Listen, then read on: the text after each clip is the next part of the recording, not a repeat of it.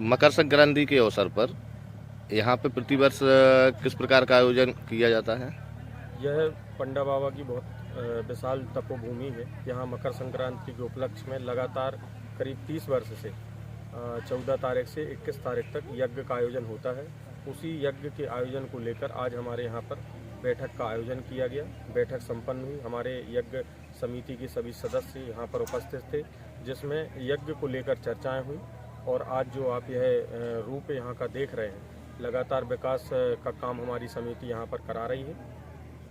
और इतने ये आयोजन जो आप और लोगों द्वारा आयोजित किया जाता है, कितने दिवस का आयोजन रहता है? ये 7 दिन का 14 तारीख से 21 तारीख का यह आयोजन रहता है। यहाँ लगातार हमारे पंडित आनंद शास्त्री जी हैं यज्ञाचार्य, इनके द्वारा यज्ञ किया जाता है और हमारे भागवत कथावाचक यहाँ पर रहते हैं। और लगातार 7 दिन हमारे यहाँ पर विशाल भंडारे का आयोजन रहता है। जो भी भक्त प्रेमी यहाँ पर आते हैं, उनको हम यहाँ पर सहज भाव से प्रसादी ग्रहण कराते हैं। और जो भी धार्मिक आयोजन है यहाँ पर, यहाँ के क्षेत्रों की धार्मिक मंडलियाँ भी यहाँ पर आती हैं, प्रस्तुतियाँ देती हैं।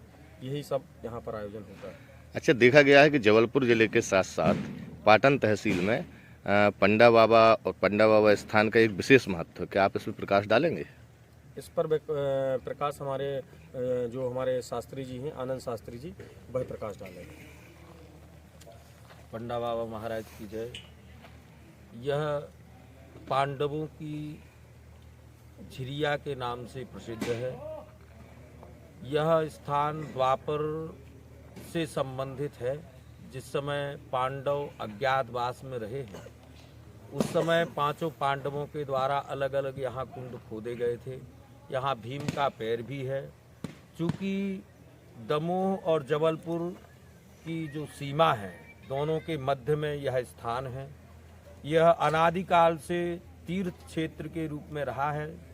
बड़े बड़े संतों की तपस्थली रही है।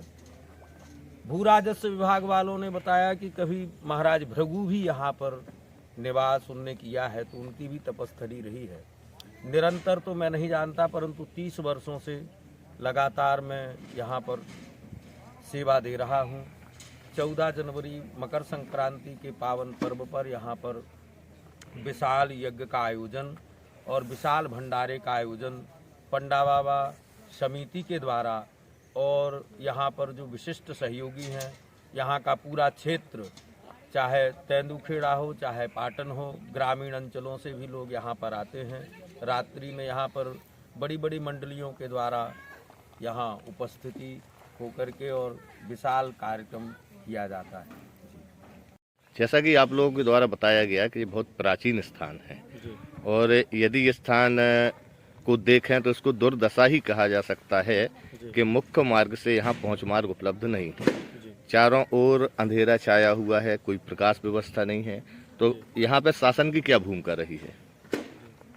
यहाँ पर लगातार हमारी जो समिति है उसका लगातार प्रयास चलता रहता है। विधायक हों या यहाँ पे जो क्षेत्रीय जनप्रतिनिधि हैं, उन्होंने हमारे जो अभी वर्तमान सांसद हैं प्रहलाद पटेल, जो कि वर्तमान में केंद्रीय मंत्री भी हैं, उनसे भी हमने चर्चा की है। और जो वर्तमान विधायक हैं उनसे भी हमने लगातार कई बार चर्चाएं की हैं।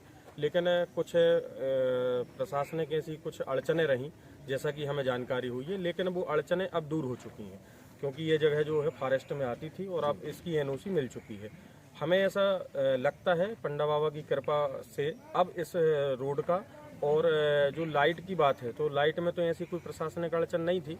लेकिन हम ये आपकी बात मानते हैं कि कहीं ना कहीं इसको हम दुर्भाग्य ही माने कि इतना अच्छा स्थान है और कई जिलों के लोग, मैं तो कहूँगा दमोह, सागर, जबलपुर और अन्य जिलों के लोग इस स्थान पर आते हैं।